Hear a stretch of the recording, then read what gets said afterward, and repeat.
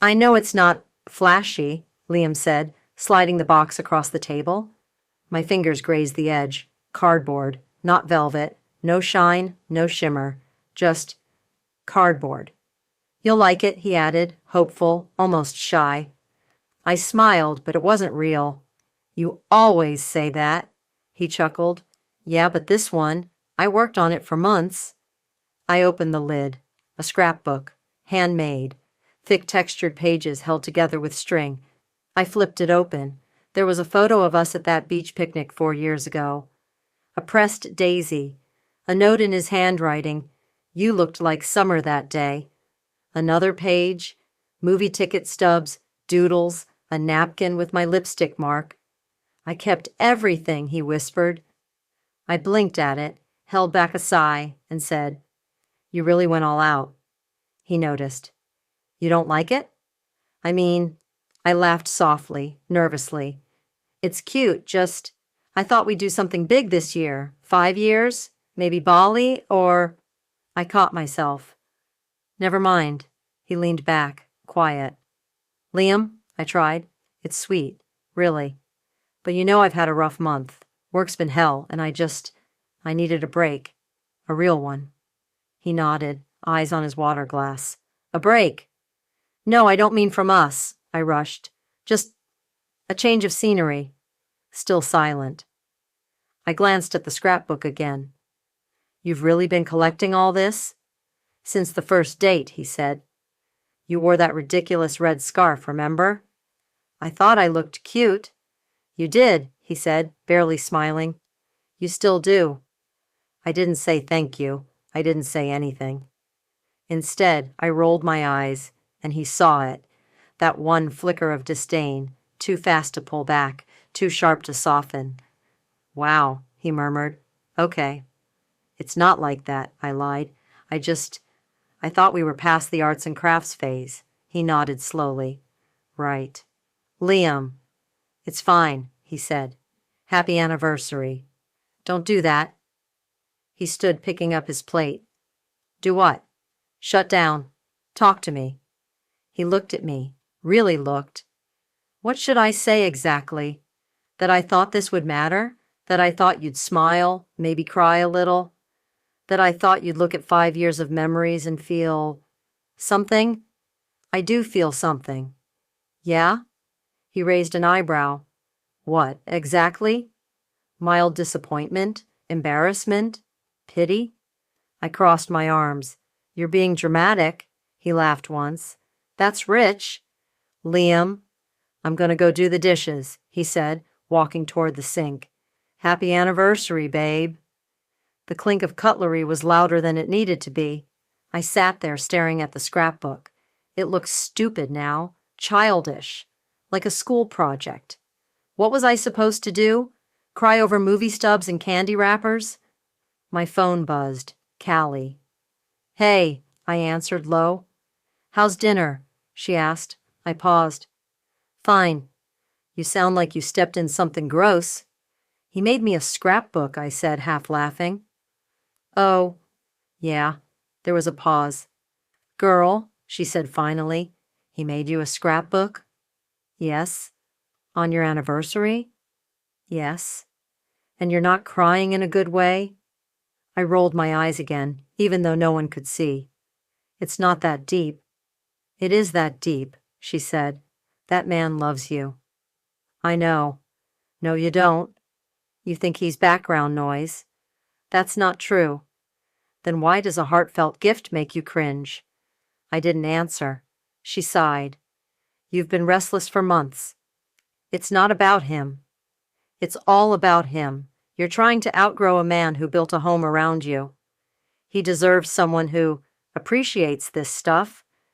You mean someone who isn't constantly comparing her life to influencers on Instagram? I bit my lip. That's harsh. So's heartbreak. But keep playing. You'll meet it soon. The line went quiet. When I walked into the kitchen, Liam was drying his hands. Hey, I started. He didn't turn. You done talking to Callie? I ignored the sting. I'm sorry. For what? Rolling my eyes, making you feel small? He nodded. Thanks. That scrapbook, it's beautiful. I mean it. He turned, eyes soft but distant. No, you don't. Yes, I do. He leaned against the counter. I spent nights putting it together. Do you know how many times I smiled thinking about your face when you'd see it? I'm just not good at receiving love like that. That's the problem, he said. You think love is a grand gesture, a trip, a ring, champagne, but love is tiny. It's a pressed flower, a note in your lunchbox. It's remembering your favorite candy bar after a bad meeting. I didn't mean to belittle it. He gave a small smile, tired. But you did. I stepped closer. I can change. He shook his head. Don't say that. Why not? Because it sounds rehearsed. My throat tightened. So what now? I don't know, he said. Maybe nothing. Maybe everything. That's not helpful. He looked at me again, this time with something final in his eyes. You know what the scrapbook was really about? What? Trying one last time. My heart stuttered. Last? He shrugged. I didn't plan it that way, but now... Liam, I need some air, he said, grabbing his keys. You're just leaving? I'm just breathing, he replied. The door closed behind him like a verdict. I stood in the kitchen, wrapped in silence. My phone buzzed again. Callie, did you say sorry? I typed back, too late. I walked back to the table. The scrapbook sat there like a mirror. Every page was a love letter I never wrote. Every photo, a moment he saved that I had forgotten. I flipped to the last page. There was a blank space. Just one line written in pencil. I hope this makes her smile. I didn't. I cried. Hard. I stayed on that chair until the sky turned black and the city lights blinked on. I kept thinking he'd walk back in, say he was just mad, that we'd order takeout and pretend the tension never happened. But he didn't come back that night, or the next. The silence began there, and it only grew. Are you coming to bed? I asked, standing at the hallway door. Liam didn't look up from the couch. In a bit. You've been out here every night this week. He shrugged, eyes still on his laptop. Work's busy. Right. Work, not me. Not us. I forced a smile and backed away. Okay, don't stay up too late. No reply. I shut the bedroom door quietly, then stood there in the dark, waiting for the sound of his footsteps. They never came. You look tired, Aiden said, sliding into the seat next to me in the break room. I sipped my coffee. Thanks. Every girl's dream compliment. He grinned. I mean it in a charming way. You'd make a terrible therapist. Maybe, but I'd make a decent friend, or... He leaned in slightly. Something more fun. I gave him a look. Aiden. Hey, I'm kidding. No, you're not. Maybe not completely, he admitted, but I know you're taken. I glanced away. Yeah, I am. You sure? Because you don't talk like someone who's happy. That's none of your business. He held up his hands. You're right. Sorry. I got up, grabbing my lunch. Some people don't smile just to please the room. Aiden called after me, but maybe they should, especially if they forgot how. I didn't turn around. That night, Liam didn't ask about my day. No kiss, no warm tea, no jokes about my awful parking, just silence, heavy and humming. Do you want to watch something? I offered. I already started a show. Oh, cool. Which one? He didn't answer. I sank into the chair across the room, pretending to scroll on my phone. His face glowed blue in the TV light, eyes half dead. He didn't look sad. He looked gone. You didn't eat dinner, I said. Not hungry. I made your favorite, pesto pasta. He nodded. Thanks. But he didn't get up. I waited. 15 minutes. 20. I'm going to bed, I said finally. Okay. Good night. Night. I stared at him a second longer. Do you even care? He paused. About what? About me. A beat of silence. Then, I don't know anymore. Callie texted, "You okay? You've gone ghost mode." I typed back, "Fine," then deleted it. I typed again, "He's different now. Cold, quiet." "I think I broke something." She replied instantly, "Then fix it, if you still can." Could I? Mom called on Saturday. "Hi, sweetie." "Hey, you sound distant." "I'm fine." "That's the second time you've lied this week." I exhaled. "It's Liam." I figured. He's changed? Or maybe he's just tired. Tired? Of trying to love someone who doesn't see it. That's not fair. It's not meant to be. It's meant to be true. I sat down on the couch, the one Liam had slept on twice this week. "He used to write me post-it notes," I said. "Little things, like, oh, you forgot your lunch," or "I love how you snore."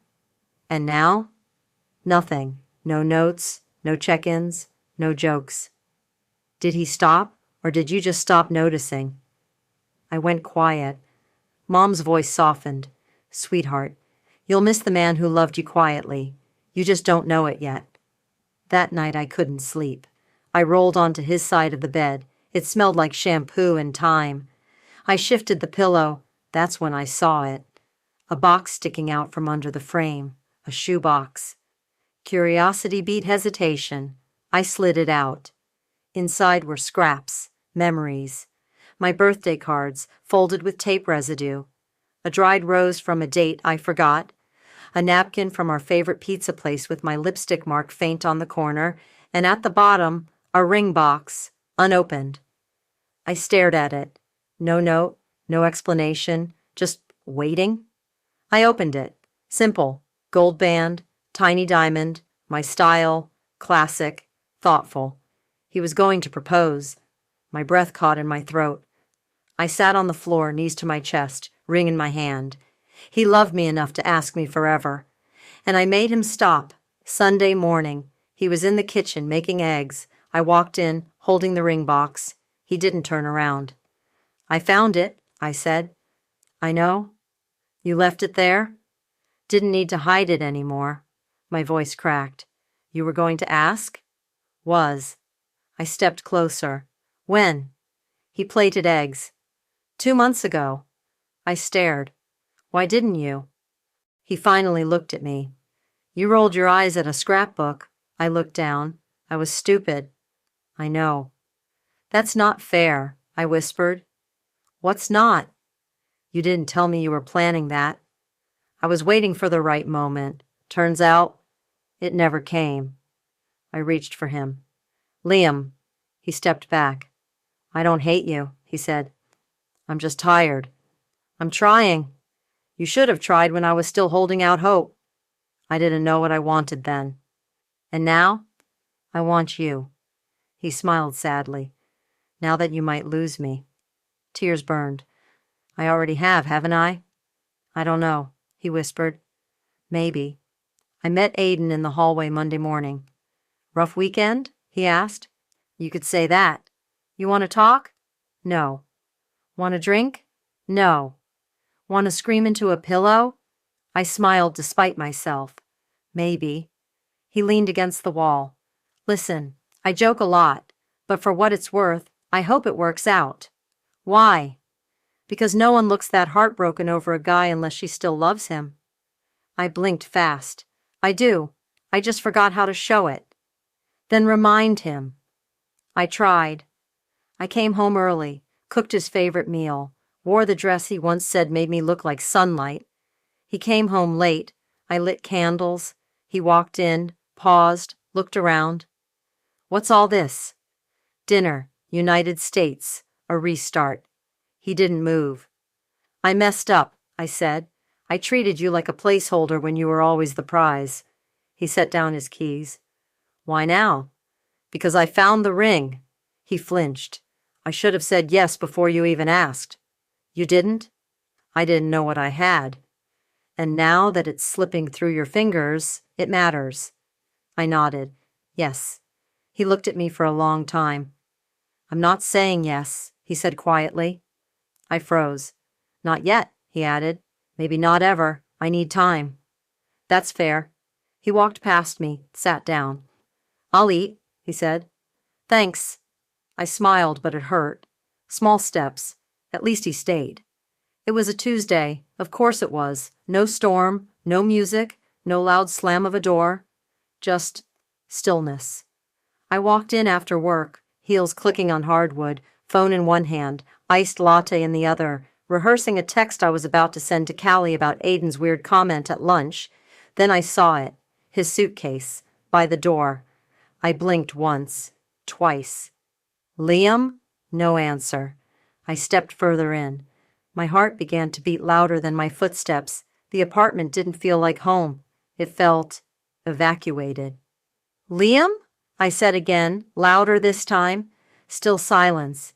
I walked into the kitchen. My chest tightened. The Post-it notes were gone. All of them. The ones he'd leave on the fridge with dumb puns like "have a Gouda day" or "I love you a latte." Gone. My stomach dropped. I turned toward the counter and saw it. A folded piece of paper. Clean edges. His handwriting. I didn't want to read it, but I already knew it was for me. I picked it up with trembling fingers. "Thank you for teaching me when to stop giving." That was it. "No, I'm sorry. No, let's talk. Just that." I stood there staring at the words like they'd rearrange themselves and offer me hope. They didn't. "Liam?" I whispered, but I wasn't calling for him anymore. I was calling out to the version of him I thought would always wait. I dropped the note, ran to the bathroom. His toothbrush, gone. His cologne, gone. Even the dumb Marvel mug he always used, gone. Number, no, no. I ran to the bedroom. Half the closet was empty. I collapsed on the bed, pulling open the drawer on his side. Empty. I grabbed my phone. Voicemail. "Liam, please, please don't do this. I didn't mean to be. God, I don't even know what I meant anymore. Please come home." I called again. And again. 13 voicemails later, I was still sobbing, face pressed against the pillow that still smelled like him. He never called back. The next morning, the suitcase was gone. Callie came over that night, holding 2 pints of ice cream like they were defibrillators. "You okay?" she asked, already knowing the answer. I shook my head. "I didn't see this coming," I muttered, voice raw. "You kinda did," she said softly. "You just didn't think he'd actually leave." I rolled my eyes. That's all I did. Callie gave me a look. "You dismissed him." "I didn't mean to." "I know," she said, pulling me into a hug. "But he meant everything." I cried again, not loud, not dramatic, just the kind of crying that sneaks out when you're too tired to stop it. The days blurred together. I posted a selfie at brunch with friends, captioned it, "Healing Vibes." I looked cute. My smile didn't reach my eyes. I kept checking Liam's socials. Nothing. Then one day, something. A picture. Liam. Holding hands with a girl I didn't recognize. Soft eyes, messy bun. She wore a sundress like she meant it. He was smiling, that same quiet smile. My stomach twisted. I stared at the picture until my phone screen dimmed and went black. Mom called that evening. "Have you eaten today?" "Coffee counts." "No, it doesn't." "I'm fine." "You're not." I didn't argue. She paused, then said, "Sweetheart, men like Liam, they don't wait forever." "I thought he would." "You thought wrong. I didn't think it was that bad." "Emma," she said, using that voice only moms have, "you spent more time picking out an Instagram caption than reading the notes he left you." Silence. "You'll miss the man who loved you quietly. You just don't know it yet." Therapy wasn't a magical fix. The therapist had soft curls and a voice like chamomile tea. "What brings you in today?" she asked, pen poised. "My boyfriend left me." "Tell me more." "I didn't cheat. I didn't hit him. I just didn't say thank you enough." She nodded. "That's still a wound." "Yeah, I wounded us both." "I tried to date. Aiden asked me out, said he'd been waiting for his chance. Dinner was fine. He told jokes. I laughed, but when he leaned in to kiss me, I flinched. "I'm sorry," I whispered. He smiled awkwardly. "You're not ready." "I thought I was." "You're still in love with him, huh?" I didn't answer. Didn't have to. I found the shoebox one night when I was changing the sheets. It was hidden behind an old winter blanket. I pulled it out slowly, like it might bite. Inside were dried petals from our second date, my birthday cards from 3 years in a row, the movie ticket from our first kiss, and a ring box, unopened. I stared at it like it might explode. He was going to propose, and I broke something that never fully healed. I stopped posting selfies, started journaling, not about Liam, not directly, but about who I used to be. A girl who wanted fireworks, but couldn't see the magic in matches. A girl who confused noise with passion and silence with absence. I wrote poems in the margins of bills and to-do lists. One just said, "He left when I finally started listening." I saw him again. Of course I did. Bookstore, fiction aisle. He didn't see me at first. He was laughing with her. The girl from the photo? Emily. That's what her name tag said at the bakery near my apartment. She laughed too, the kind of laugh that's not self-conscious. I ducked behind a shelf, heart pounding. Then, his eyes met mine. We froze. For a second I thought maybe, just maybe, he'd come over, say something. But he didn't. He just smiled, software final. And then he turned back to her. She handed him a book. He nodded. They walked away. I stood there clutching a copy of something I wasn't going to buy and whispered, "Goodbye." Back in therapy. "Do you regret losing him?" she asked. "No," I said. She raised an eyebrow. "I regret not loving him the way he deserved, but I don't regret the lesson." "What did it teach you?" "That love isn't about grand gestures. It's about showing up." "And what will you do with that lesson?" "Remember it, next time, if there is a next time." She smiled. "There will be. Callie texted me last night. Still think about him?" I stared at the message for a minute, then typed back. "Sometimes, but not like before." "That's growth." "I hope so." "You still owe me dinner." "Deal, but no tie. I can't see his favorite dish yet." "Fair." I smiled. It didn't hurt as much to remember anymore. This morning, I went to a coffee shop I hadn't been to before. Ordered a drink. Sat by the window. Watched the world not fall apart. A guy came over. Nervous smile. "Hey, this is weird, but are you reading The Bell Jar?" I looked up. "Yeah." "Good book," he said. "Kinda heavy, though." "I like heavy," I replied, smiling. He gestured awkwardly. "Mind if I sit?" I paused, then nodded. "Sure. I'm Theo." "I'm Emma. Nice to meet you, Emma." "Likewise." We didn't talk about exes, or fireworks, or Bali. We talked about coffee, about weird dreams, about how lavender shouldn't be in cookies. When he left, he said, "Can I text you?" I hesitated, then handed him my number, and when he texted me later with, "Made it home. Thanks for the company," I replied, "Thank you." And this time, I meant it.